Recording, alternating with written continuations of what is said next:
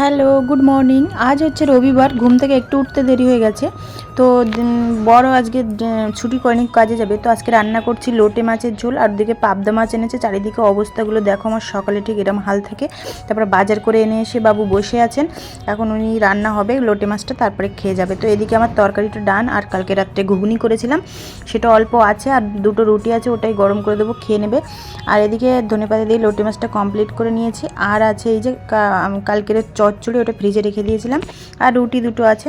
তারপরে এই ও চলে গেছে খেয়ে দিয়ে। আর এদিকে আমি ধনে পাতাগুলো কি তাজা তাজা, আর যা যা সবজিপাতি এনেছিল, একটু আদা, লেবু, টমেটো, এগুলো সব আমি বের করে এখন গুছিয়ে নিচ্ছি। এই তো কাজ। এবারে চারিদিকে এখনও বাসনপত্র, মানে ঘরের ভিতরে এলোথেলো অবস্থা। তারপরে একটু আটার প্যাকেট আনলাম, একটু পাঁচফোড়ন, একটু গোটা গরম মশলা, তারপরে কালো জিরে বেশি খাই, মটর, এইসবগুলো এনেছিল। তারপর সাবান। এবার শাক আর আলু টালু এসব শেষ হয়ে গেছিলো, এইসব সবজিপাতি বাজার করেছিল। আর এটা ফার্স্ট টাইম খাবো, কারণ আমি রান্না করব, খেয়েছি পাবদা মাছ, কিন্তু রান্না আমি কোনো দিন করিনি, ফার্স্ট টাইম করবো। তো আজকে করব না, দেখি রাতের দিকে করব। তো এনেছে পাবদা মাছ।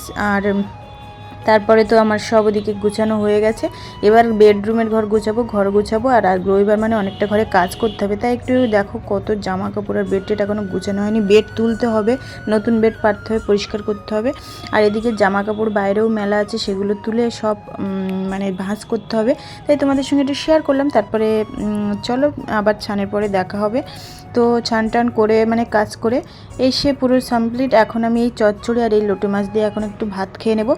তো অবশ্যই তোমাদের আজকের বাড়ির মেনু কি অবশ্যই জানিও। তো আমাদের এই সিম্পল মেনু আমরা দুজনে। তো টাটা, নিভৃতে দেখা হবে। ততক্ষণ সবাই ভালো থেকো।